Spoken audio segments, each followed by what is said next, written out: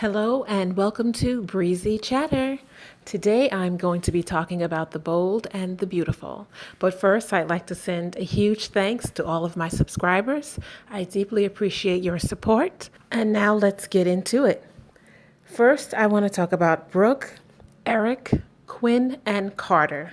Brooke goes to Eric's home, which we knew was going to happen, to sort of put in a word for Donna and to sort of badmouth Quinn, like always. She was making it clear to Eric that he doesn't love his wife because he's having these issues in the bedroom, and it's not him, it's Quinn, because when he's with Donna, he's happy. So Eric, he sits there and he listens and he takes it all in. He lets Brooke, bad talk his wife. He never tells Brooke, I love Quinn. That's the woman I'm going to be with. She's my wife. I am not interested in Donna. He never tells her that. So as long as he continues to allow the Logan sisters to come to him and berate his wife, they're going to continue to do so. So it's always going to be more of the same. Meanwhile, Quinn and Carter are talking. They keep running into each other at the office. It's kind of awkward. It seems like they don't really know what to say to each other these days. And Quinn just keeps apologizing. Carter has now said he's over it. So she should be over it as well. Let's just leave that where it was and move forward. Besides, we know that Carter is now interested in Katie, and Katie has been coming around the office, especially to see Carter. And you can see the flirtation going on, the understanding of their positions in life, their bad relationships. It will only be a matter of time before Quinn finds out that Carter and Katie are interested in each other. So we're going to move on to Quinn and Eric. Quinn came to a revelation when she was talking to Carter, and she had to admit that Brooke may have had a point and that maybe she is the cause of the issues in their marriage.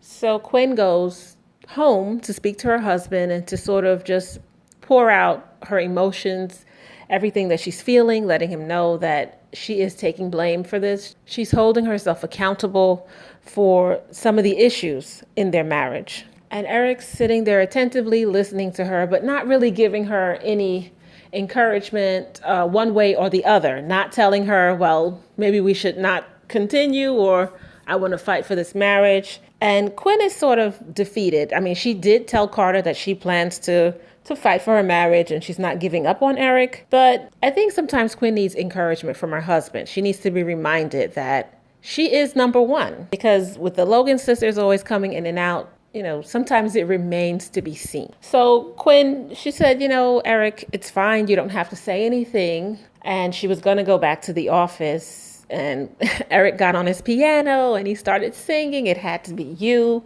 It was so cute. And it was a really nice moment. A moment that I wish the Logan sisters could see. A moment that I wish Ridge could see. No one's being held against their will in this relationship. They want to be together. Leave Eric and Quinn alone. They're doing fine. Next, I want to talk about Steffi and Thomas. Last week, I thought Steffi was going to El Giardino and she was going to bust her husband with Sheila. That did not happen. Steffi went home. So we see Finn still talking to Sheila, trying to find out who his father is. Of course, she lies. And she tells him, she doesn't know who the father is. And he's looking at her and he's like, well, can't you narrow it down? And she's like, no, sorry, I don't know. So Finn, he's still hopeful. He still wants to find out who his father is, but he knows it's going to be a lot harder than he thought. So he leaves Il Giardino and goes home, where he meets up with Steffi, and he explains that he ran into Sheila, and he did ask her about his father. And of course, Steffi doesn't believe Sheila's answer of she doesn't know who the father is. She believes that she's lying. Meanwhile, Sheila and Jack are talking, because Jack's been hanging around Il Giardino watching Sheila interact with Finn. So as soon as Finn left, Jack came and sat down and he wanted to know what the nature of the conversation was. And of course, Sheila tells him, your son wants to know who his father is. You should just go ahead and tell the truth because he's very determined and it's only a matter of time before he finds out. And of course, Jack is worried. He does not want his wife to find out. I think he's more concerned about his wife than he is about Finn. So, Jack is realizing that the jig is up. It is time to just come clean.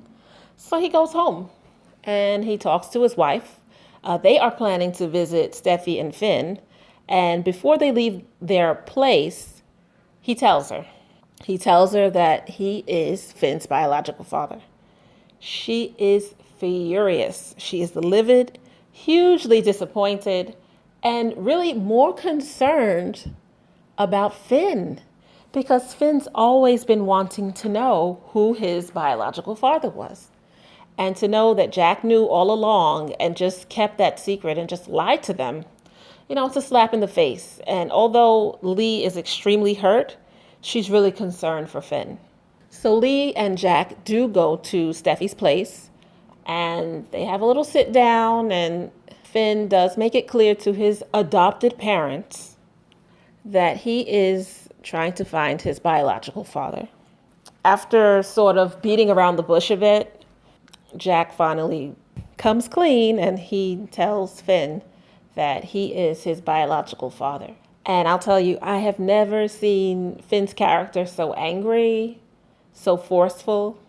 He was livid and he let his father have it. And he was more concerned about his mother because he knew what his mother, Lee, was going through throughout his childhood. She was trying to have a child of her own and she was busy, and it was a disappointing time for them. And to know that he cheated on his mother, that was hurtful to him.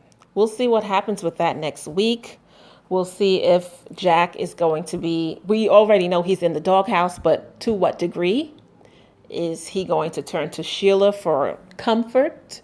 Because when he was sitting at Il Giardino with Sheila, they were sitting hand in hand. And I'm like, what is this? They were a little too cozy for me. But I just wonder if Jack will turn to Sheila during this vulnerable time. So that's something we'll have to look out for.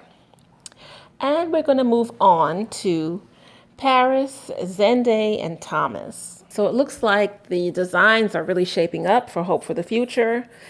Thomas and Zende have a little competition going. I mean, even Thomas himself said that it was a friendly competition between cousins.